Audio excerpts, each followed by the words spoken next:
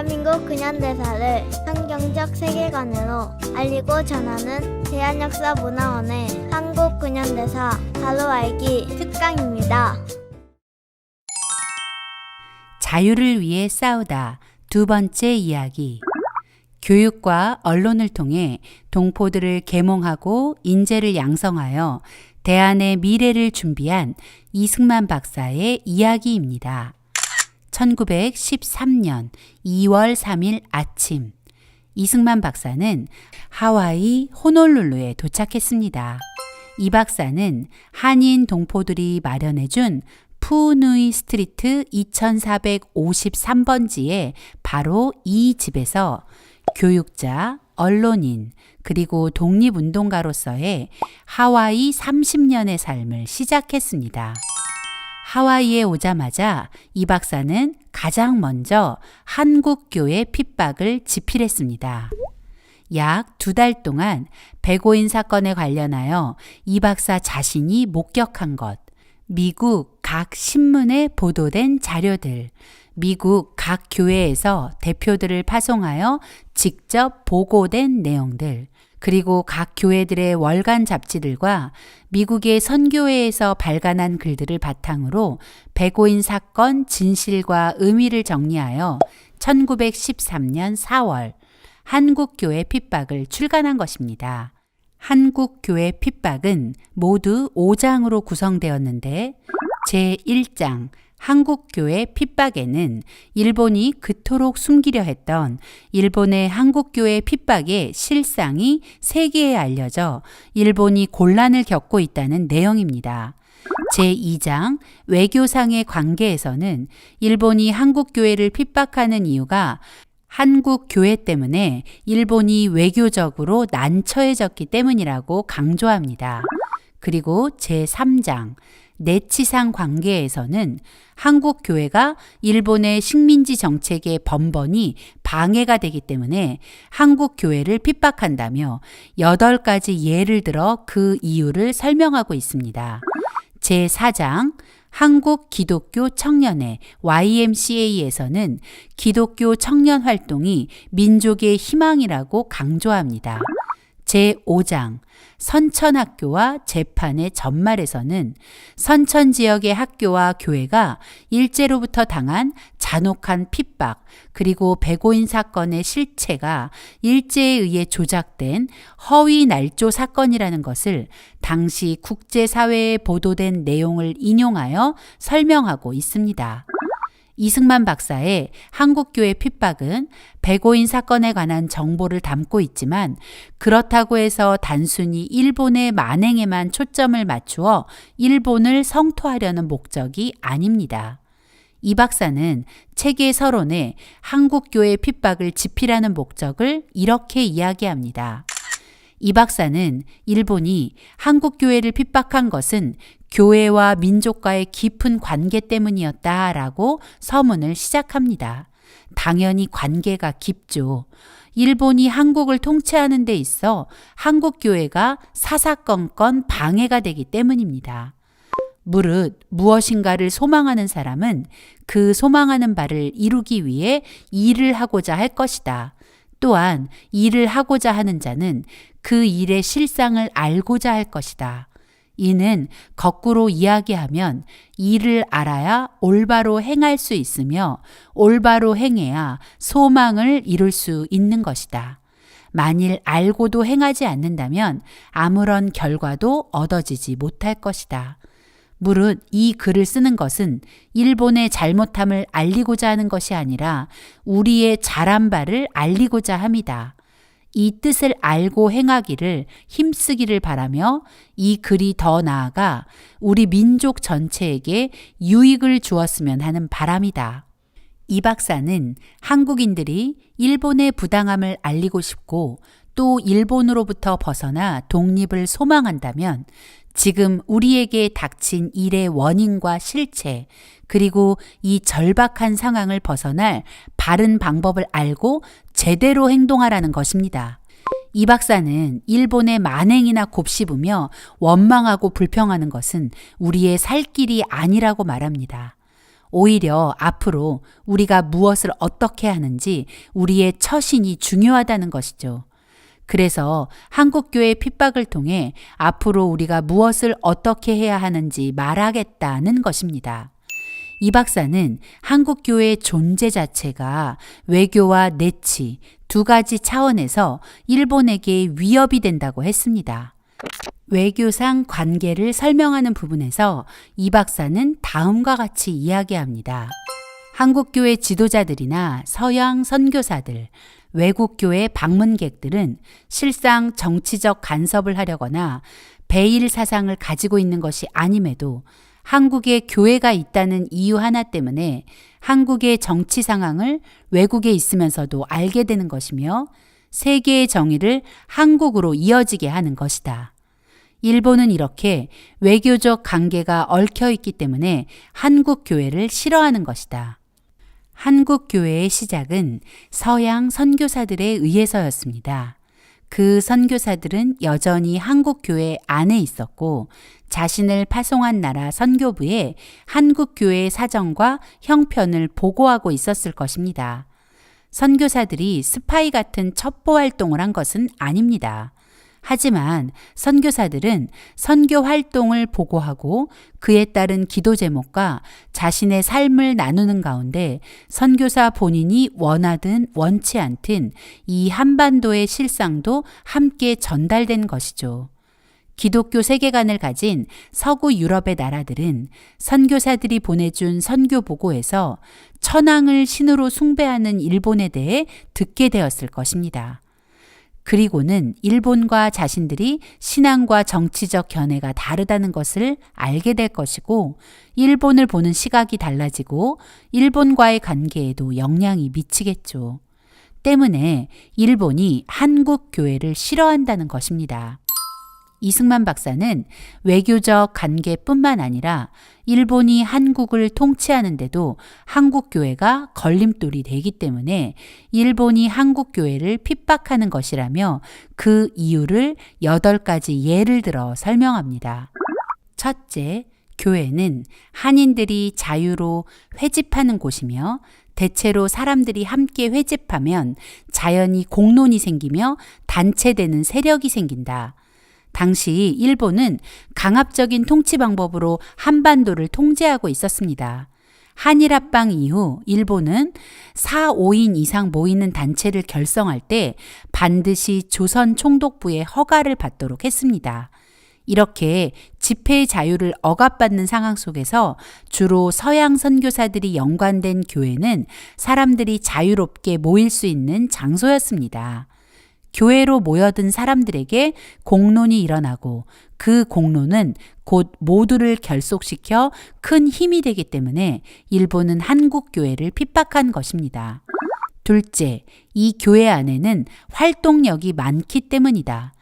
지난 과거를 돌아보면 조선은 스스로 서지 못하고 누군가에 의지해 왔다고 이 박사는 말합니다.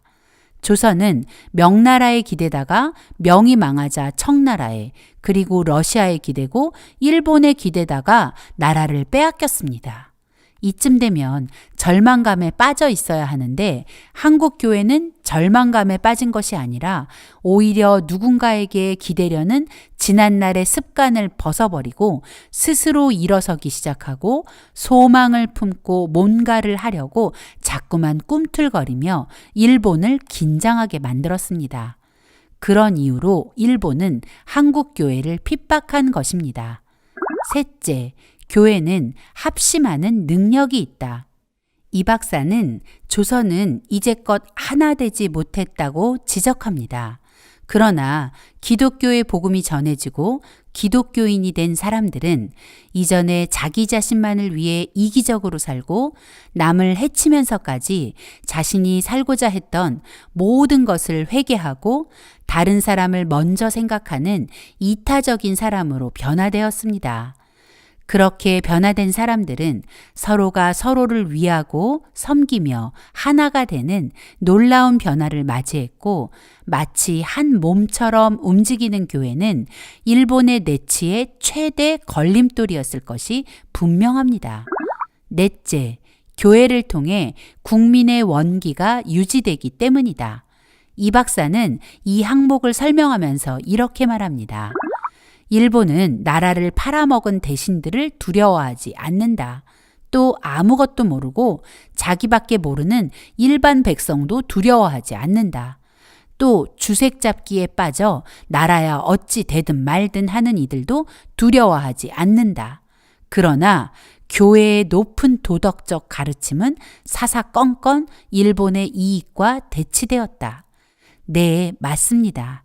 기독교는 나라에 대한 의무와 책임감을 확고히 해주기 때문에 거룩한 기독교인이 많아지면 책임감 있는 거룩한 국민이 많아지는 것이죠. 그렇기 때문에 일본은 한국 교회가 몹시 싫었을 것입니다. 다섯째, 교회는 청년 교육에 힘쓰기 때문이다. 일제가 조선을 점령하고 모든 학교가 일본의 통제 아래 들어가게 되었습니다. 하지만 교회의 주일학교와 교회가 세운 학교들은 한국 젊은이들을 깨울 교육을 멈추지 않았습니다. 이 박사는 만약 교회가 없었다면 우리 아들, 딸들의 미래는 사라졌을 것이다 라고 말하며 이런 교회의 역할 때문에 한국 교회가 일본에 대한 핍박 대상이 되었다고 말합니다. 여섯째, 교회는 우상을 섬기지 않는다. 그래서 일본 천황을 따르지 않는다. 일본의 속마음이 온 세상의 천황 숭배였다는 것을 기억하시죠?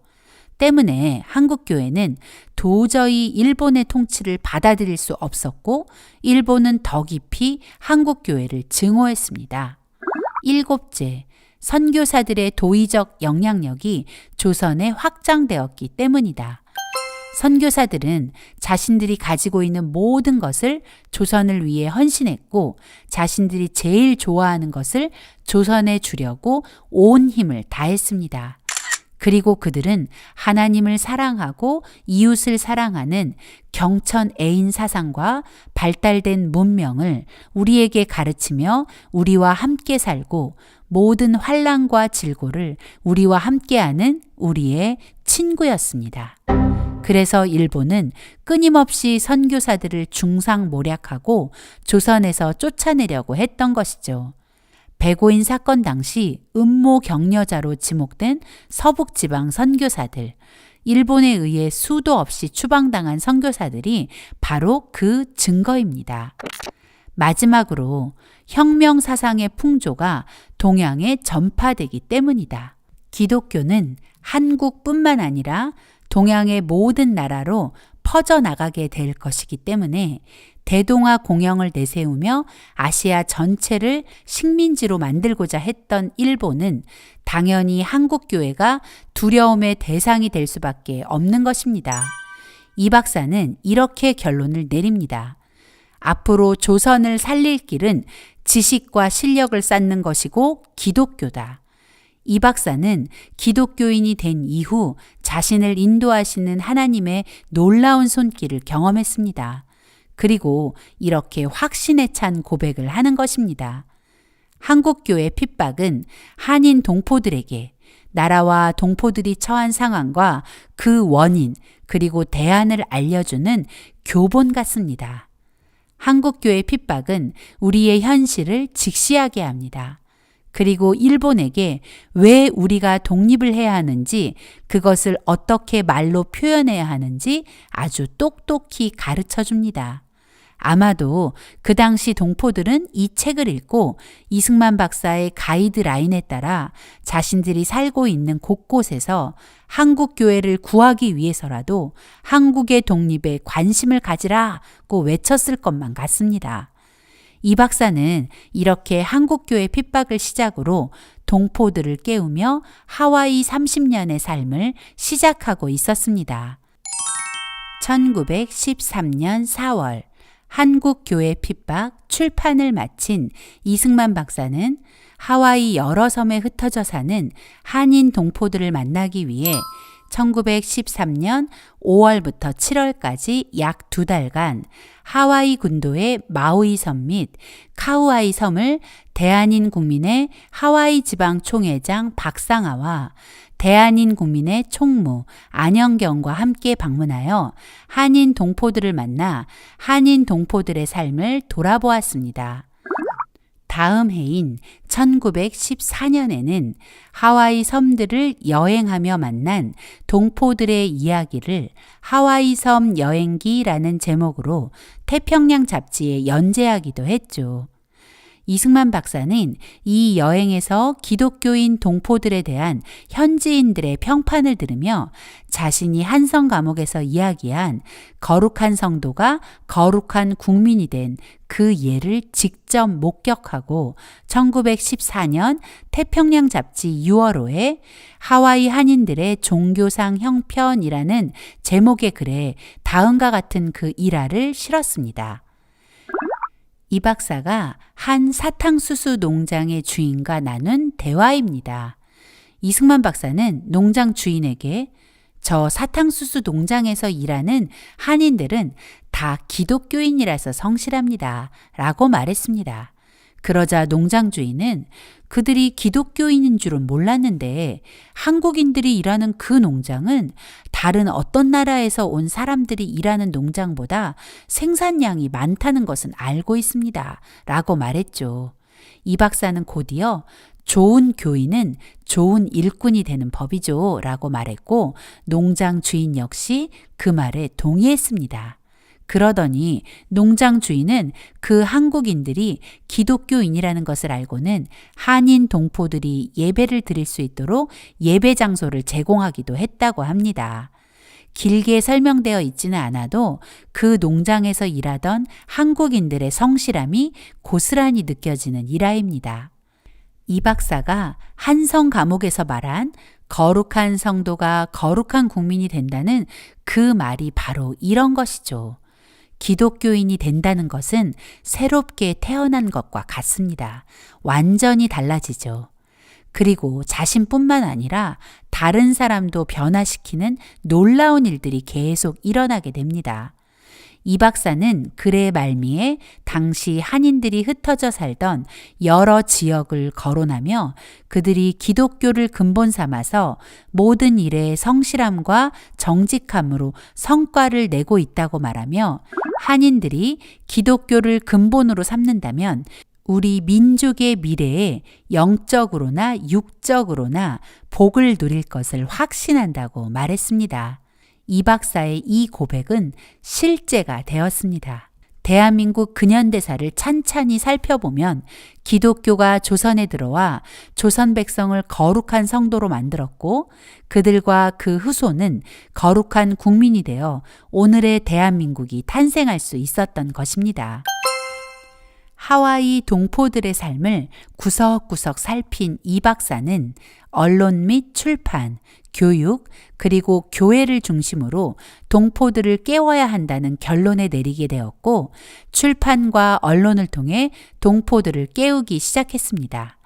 당시 하와이 한인사회의 언론과 출판은 두 가지 매체가 담당하고 있었는데 하나는 대한인 국민의 하와이 지방총회가 발행하는 기간지 신한국보였고 다른 하나는 하와이 감리교회가 발행하는 포와 한인교보였습니다.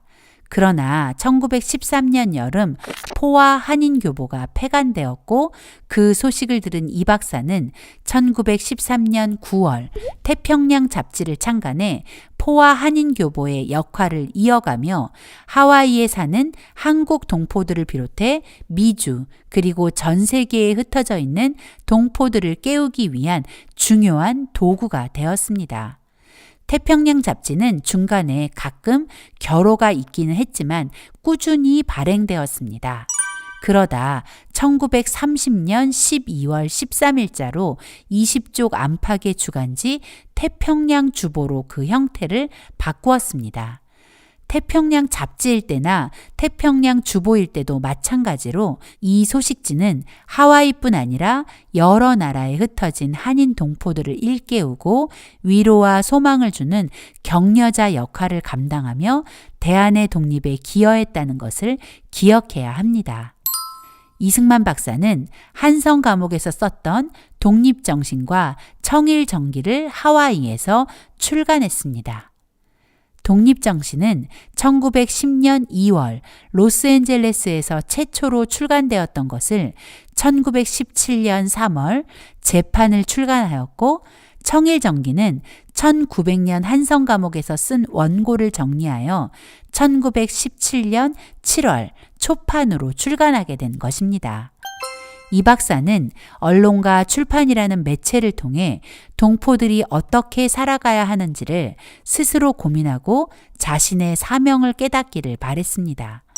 그리고 동포 한 사람 한 사람이 독립의 중요성을 깨닫고 자신이 대한의 독립을 위해 헌신해야 한다는 책임감을 가진 거룩한 국민이 되길 바라면서 글로 동포들을 깨운 것입니다. 이승만 박사는 언론, 출판과 더불어 교육에 아주 많은 공을 들였습니다. 교육을 통해 인재를 길러내고 그 인재들이 나라를 살릴 수 있다고 믿었기 때문입니다. 이승만 박사가 하와이에 오게 된 중요한 이유 중 하나가 바로 한인기숙학교의 교장직을 제안받았기 때문이었죠.